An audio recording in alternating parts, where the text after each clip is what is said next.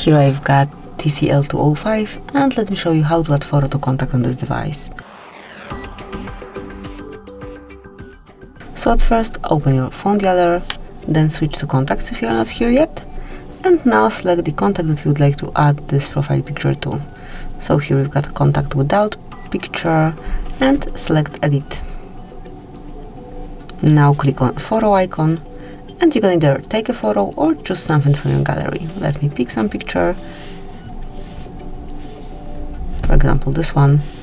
Now you can customize it, and zoom it in, out, rotate it also, and then tap on done whenever it is set as you wish to have it. And that's it. As you can see, from now on this picture is assigned to this contact. Just pick save to finish the whole operation, and that will be all. So you can smoothly, quickly and easily add photo to contact. Thank you for watching. Please subscribe our channel and leave the thumbs up.